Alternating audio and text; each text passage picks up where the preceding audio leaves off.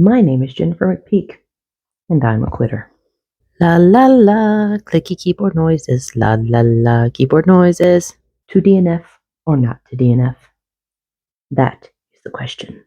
Whether 'tis nobler in the mind to endure the slings and arrows of a book you hate, or to take arms against a sea of typos, and by opposing end them. To die, to sleep no more. What is DNFing? Something you may be asking. It's short for did not finish. Pretty self-explanatory. Either what you thought wasn't interesting enough for you to finish it, or it wasn't what you thought it was going to be. But either way, you put it down one time and you made the decision not to pick it back up.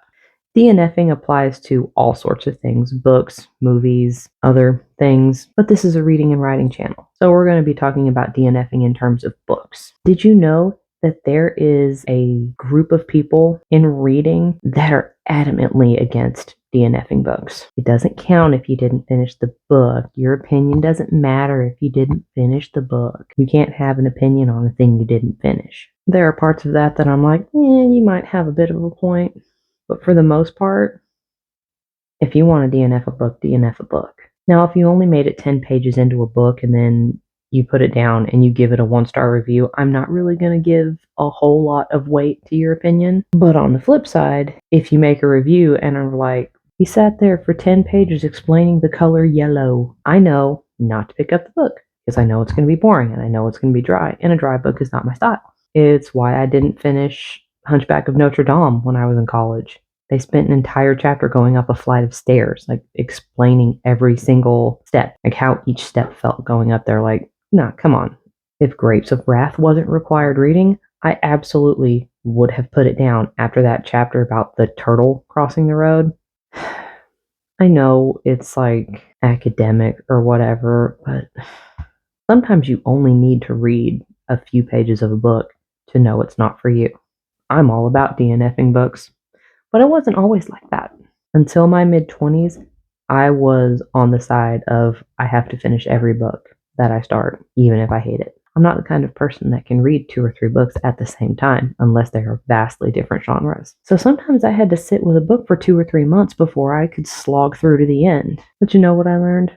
Life's too short, and there are too many books that I want to read for me to sit and read a book that I don't like. It doesn't make me feel accomplished when I finish a book that I didn't enjoy. I feel this empty sense of annoyance that I wasted however long I wasted, forcing myself to do something I didn't want to do during my downtime. I am not everyone, though. Some people get a great sense of accomplishment when they finish a book, especially if they didn't like it. That's great for them. If it makes you happy and it brings you a sense of accomplishment to finish something that you didn't want to finish, good on you. Go ahead. Finish all the books. Write your 1-star reviews. Have fun. But if I'm bored by page 50, I'm gone.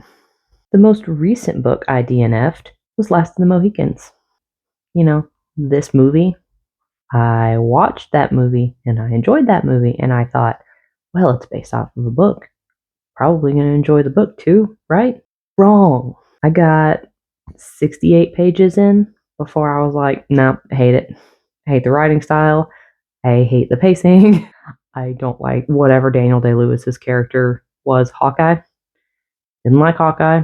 He was getting on my nerves. Maybe I wasn't in the right headspace to receive the book at the time, but it was written in the 1800s. So if you know the style of book that was written in the 1800s and how they wrote books back then, you know what to expect in terms of word structure. So read at your own risk. Anyway, my point is I DNF books all the time.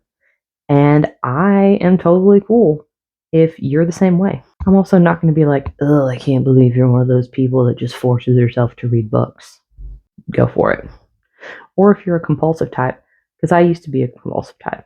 That's why I used to force myself to finish reading books. I needed to finish what I started.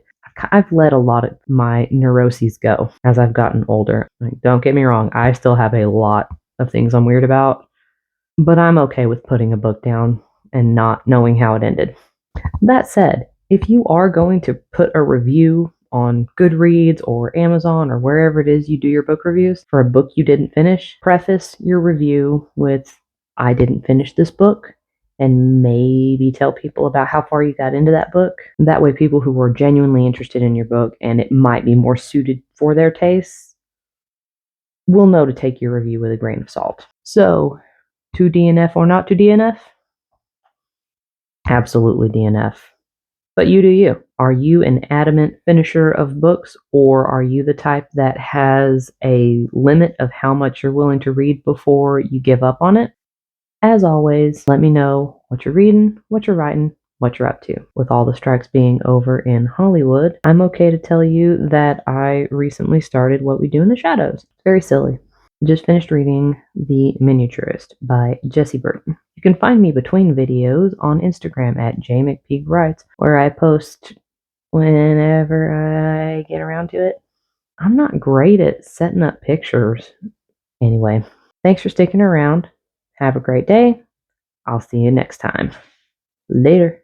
La la la, clicky keyboard noises. La la la, keyboard noises. Also, look at my writing setup now. It's all like fancy and new. It's very pretty.